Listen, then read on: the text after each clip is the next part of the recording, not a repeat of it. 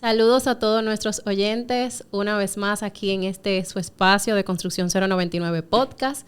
Gracias por escucharnos una vez más y aunque normalmente no lo digo, recuerden que una forma de mostrar apoyo es dando like, comentando, compartiendo, si ustedes quieren seguir escuchando este tipo de contenido.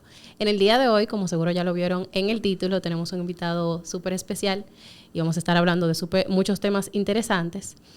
Pero en este caso tenemos al ingeniero civil Francisco Alba, que es graduado de Pucamaima en el 2018 con estudios en la Escuela de Negocio Barnum Management Business School.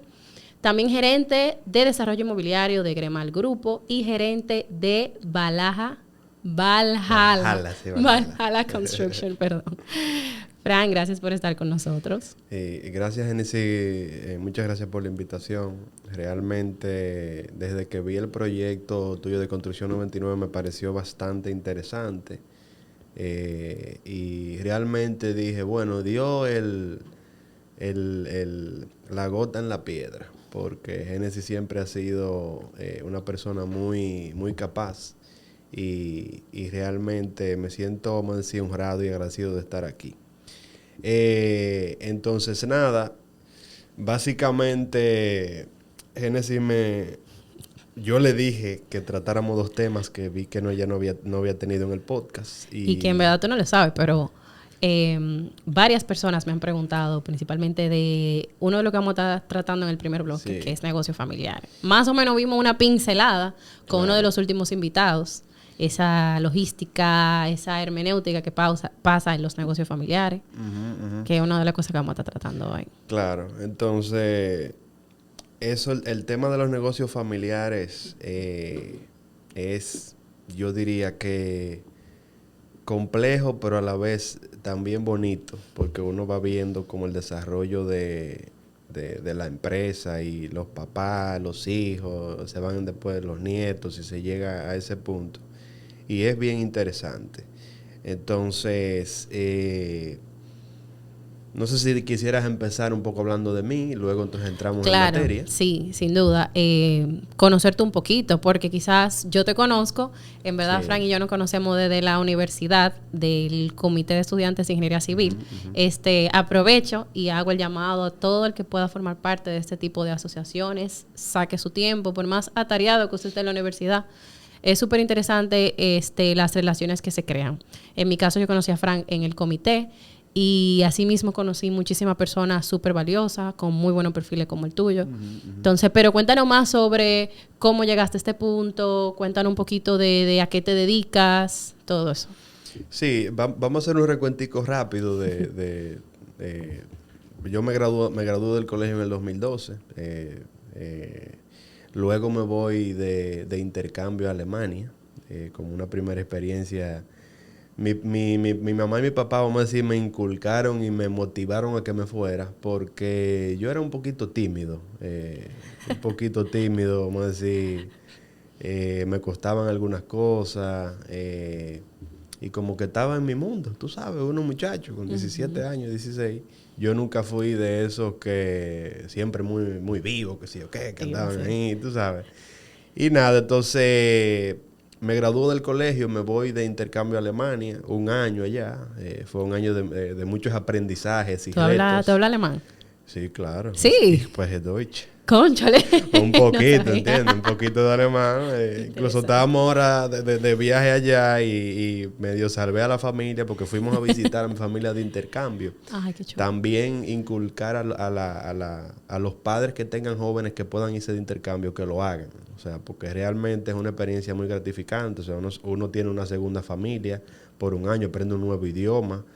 Una nueva cultura desde dentro. Claro, una cultura desde dentro y que simplemente uno sale de la isla, porque es que estamos en una isla, señores. Sí. O sea, y hay una burbuja aquí que hay que salir de ella para uno ver cosas diferentes. Entonces, nada, luego cuando vengo del intercambio, entro a Pucamaima, en ingeniería civil. Vamos a decir que ahí es que me involucro ya en los temas laborales de la familia. Mi papá venía con un negocio de su contrato de paneles de foam aligerados y otros negocios. Y vamos a decir que ahí es que yo veo conozco los activos familiares que tenemos, las propiedades, ese tipo de cosas. Y un pequeño paréntesis, Frankie. Creo que voy a tratar de hacer cultura esta pregunta para ir recolectando en estadística. ¿Por qué ingeniería civil? O sea, ¿de dónde viene eso? Bueno, el tema de la ingeniería civil, yo no sabía qué estudiar. Pero como desde pequeño papi siempre nos había involucrado en los temas laborales, nos llevaba a las obras. Yo me acuerdo que chiquito me subió a un piso 10 allá y me puso en el antepecho. Así como que, mira, piérdele el miedo. Piérdele el miedo. Que sí, ok, mami lo quería, ya tú sabes. Pero sí, ingeniería civil por eso, porque ya tenía, vamos a decir, una tradición familiarizado. Y también porque siempre se me daban los números. O sea, los números, y me gustaba un poquito la estructura y ese tipo de cosas. Entonces fue por número y tradición, yo diría.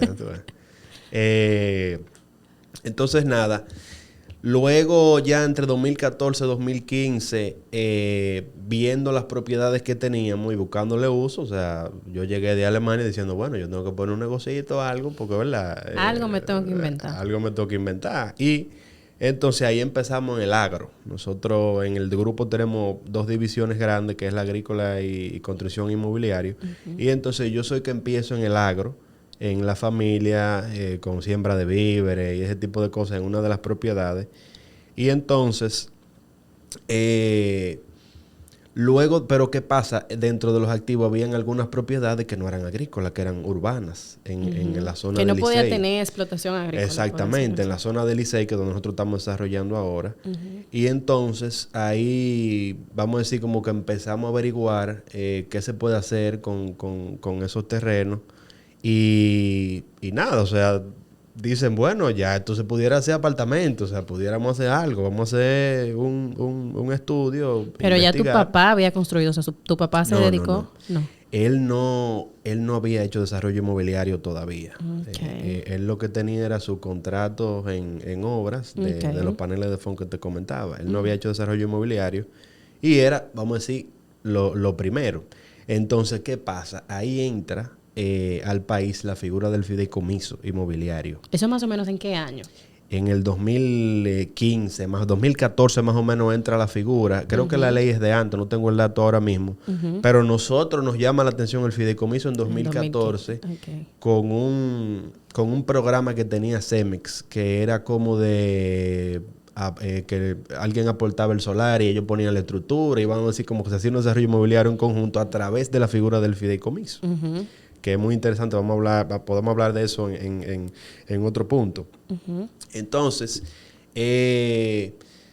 ahí vamos a decir como que ya nos involucramos más en el tema inmobiliario y entonces ahí firmamos nuestro primer fideicomiso inmobiliario en pañales, 2015, el proyecto Primavera, que se inició en 2018, o sea, duramos 3 años para entender la figura del comiso, del fideicomiso, hacer la preventa, hacer todo el proceso. Sí, porque no todo el mundo estaba tan familiarizado como ahora, que todo el mundo conoce el concepto y todo el mundo conoce el alcance. Entonces, básicamente esos 3 años fueron lentos para el proyecto.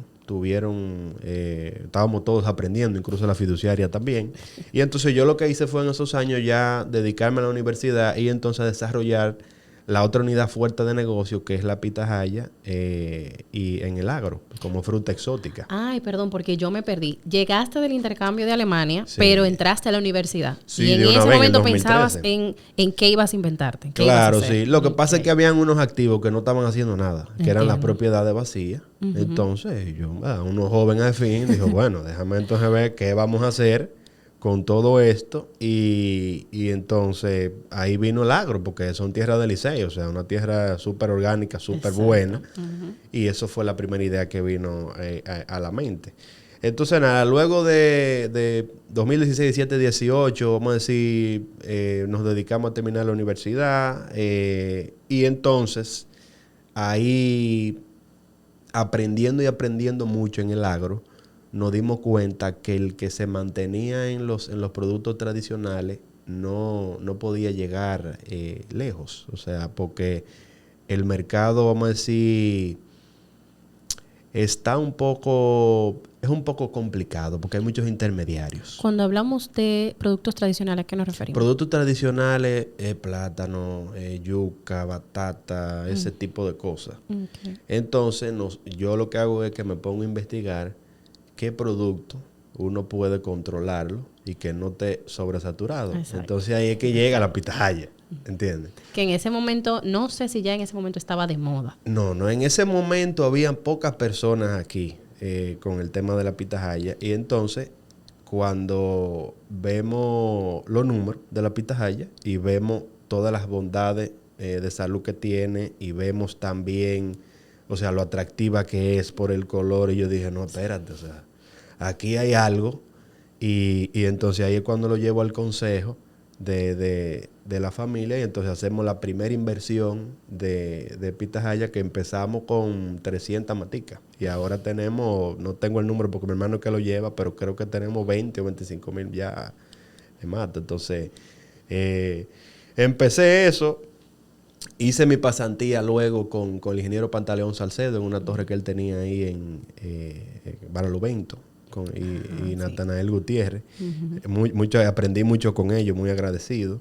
Entonces, cuando salgo de la universidad en el 2018, a mediados, en junio, ahí justamente estaba primavera esperándome para comenzarlo. Entonces ya tú te imaginas el brinco de yo salir de la universidad con una experiencia de una pasantía a ser director de obra y gerente del desarrollo. Porque ciertamente mi padre estaba, pero él tampoco sabía mucho. Si de por sí es un brinco enorme, pasar de la universidad a ser residente. Imagínate. Entonces yo realmente pasé a ser director de obra porque los socios que teníamos eran los socios de Santo Domingo y, o sea, yo era el ingeniero aquí a cargo, ¿entiendes? No había más nadie. El único ingeniero, sí. ¿Entiendes? Entonces yo era el que llevaba también la venta con el equipo, o sea, fue un brinco bastante comercial, grande. Gerente, Exactamente. Ejecutor. Entonces, nada, luego de ahí se inicia primavera, lo hacemos por etapa. En otro episodio vamos a comentar la bondad de hacerlo por etapa, los proyectos.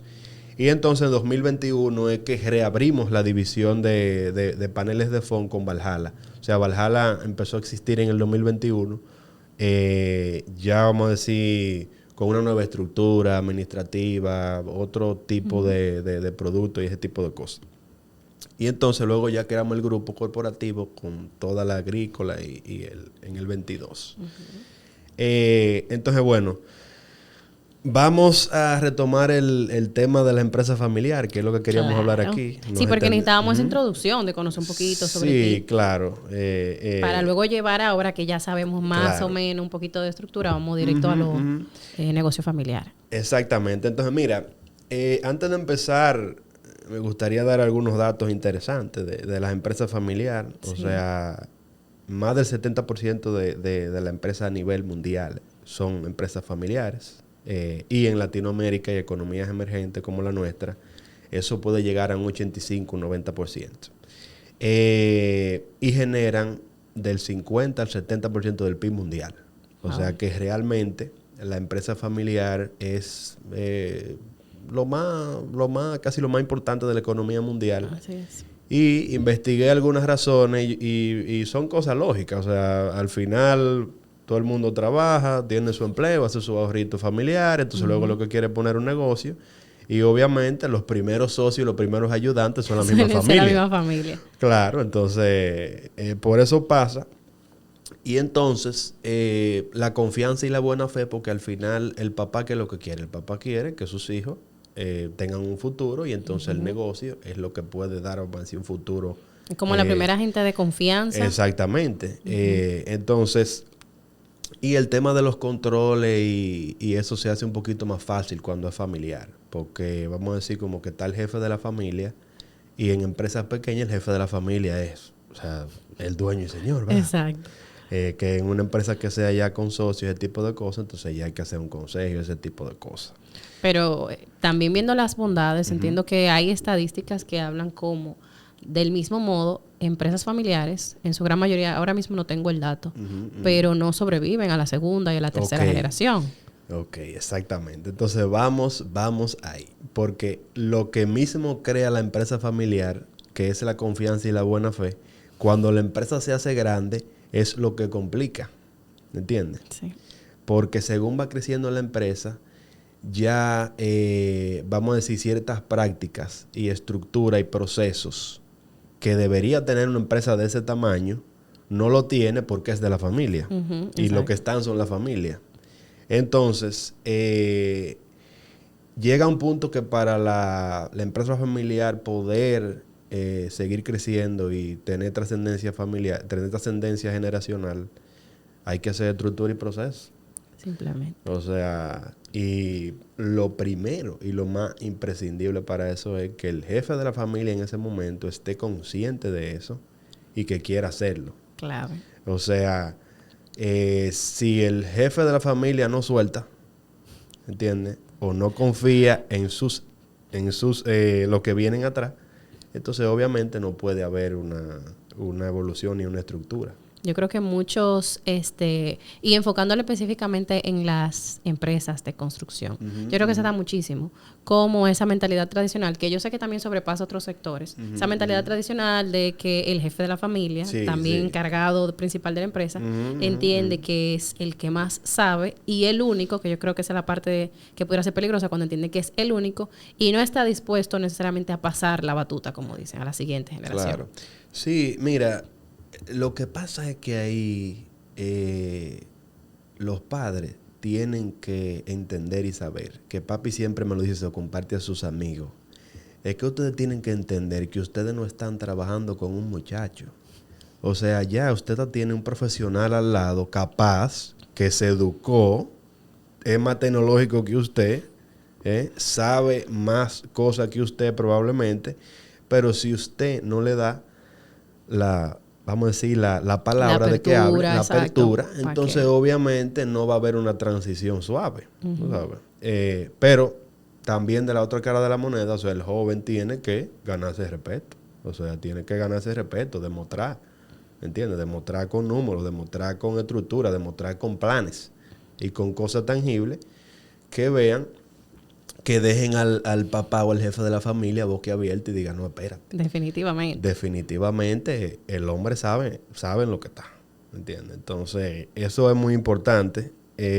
Y hay que hacer estructura y proceso génesis. O sea, es muy importante que se sepa a nivel de proceso que el hijo del dueño es un empleado más en la empresa y se debe pagar al puesto, no a la gente, ¿entiendes? Lo que te quiero decir con eso es que, por ejemplo, un gerente de obra, o sea, yo saliendo de la universidad no puedo ser gerente de obra porque soy el hijo del dueño. No, porque no tengo las capacidades para optar por ese puesto. Exacto. Entonces, es importante que la empresa, según vaya creciendo, haga su estructura y pague al puesto, no pague a la gente. Bueno, que mucha gente se confunde con eso. El tiempo en la empresa que tiene un empleado no implica que usted esté capacitado para subir. Importante. ¿Entiendes? Eso pasa tanto en empresas familiares como en empresas no familiares. O sea, yo tengo 5 años, tengo 10 años aquí porque no necesariamente tienes la capacidad. Que lo que pasa es que tú no tienes la capacidad para eso porque hay un puesto. ¿Entiendes? Entonces, el mercado laboral trabaja así por puestos. Eso me lo enseñó mucho el colega Alejandro Fonder, que ellos, como son empresas familiares grandes, han tenido también una transición de ese tipo y realmente es así. O sea, hay que tener estructura, hay que tener proceso y es la única forma de poder tener una transición suave generacional, ¿entiendes? Y lo que sucede generalmente es que ya el jefe de la familia pasa de ser CEO a ser presidente de un consejo de administración, que si es una empresa grande debería tener al menos un asesor externo, que es importante eso. Exacto. ¿Por qué el asesor externo en el consejo? Porque es una persona, vamos a decir, que no tiene los sentimientos envueltos en las decisiones. Porque aunque yo sea familia, sea profesional, los sentimientos están ahí. O sea, porque es mi papá, es mi tío, es mi primo, los que están sentados conmigo en la mesa. ¿entiendes? Y nos juntamos para cosas familiares.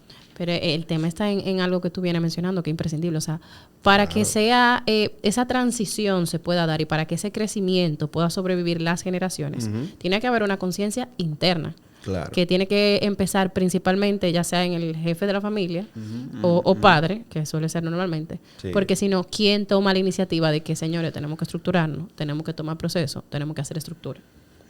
Sí, realmente es así. O sea, tiene que estar la vocación, como te digo, tiene que estar la confianza de que su hijo es un profesional, no es un muchacho. Y realmente también, de la otra cara de la moneda, lo que te dije, o sea, tú prepararte como profesional y no acomodarte con que tú eres el hijo de dueño, o sea, eso es lo peor. Que yo merezco porque soy el hijo del dueño. No, o sea, por ahí lo que vamos, es el puesto lo que vale, no es el nombre. Entonces, eso es muy importante que esté desde los cimientos de la empresa según se va creciendo y se asesorando, ¿entiendes? Eso es muy importante. ¿Cuáles serían consejos? Paso a paso o tips que se darían, porque en este caso estamos hablando de situaciones muy ideales, donde sí se toma la iniciativa, pero en una empresa familiar donde funcione como empresa, pero sabemos que tenemos esos problemas familiares y de repente tenemos un problema en la casa que lo llevamos al trabajo, van a haber empleados que no son parte de la familia, se sienten en el medio de la situación. O sea, ¿cómo serían, no sé si consejos o paso a paso para ir llevando esa estructura al punto de la transición fácil, por decirlo así? Sí, mira, realmente esa es una pregunta difícil porque va a depender mucho del tamaño de la empresa, ¿entiendes? Pero hay que tratar de no mezclar. O sea, no mezclar el tema laboral con el tema de la familia. Y los sentimientos, o sea, hay que tener manejo. En otra palabra, la palabra es manejo, ¿entiendes? Y no mezclar una cosa con otra porque cuando tú mezclas y coges la cosa personal del negocio, la llevas a la casa, entonces no hay ni familia ni negocio. Es como si se deteriora mucho la relación. Entonces, así algunos tips que te puedo dar, poner límites, o sea, en la casa, reuniones familiares, no se habla de trabajo.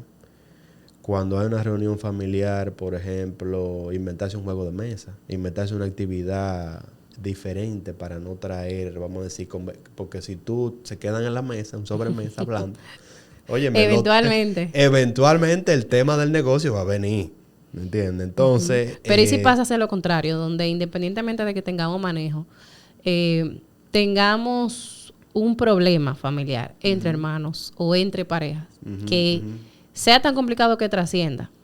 Es decir, que más allá del manejo, yo entiendo que tengo un problema personal tan complicado contigo que no estoy dispuesta a dejarlo en la casa, como tú dices. O sea, que claro. No sé si hubieran estrategias o consejos, ya sea entre hermanos, entre pareja. Sí, mira, tú planteaste ahí dos temas. Un tema es el tema de la familia y un tema es la pareja. El de la pareja, de los hijos, ese tipo de cosas. Sí, porque no sé si te referiste a pareja que es socia en el negocio o, por ejemplo, a un hijo que se case y que la... A ambos casos. Pero pudiera ser pareja que es socio del negocio. Ah, bueno. Eso... O pueden ser también hijos que luego se casen.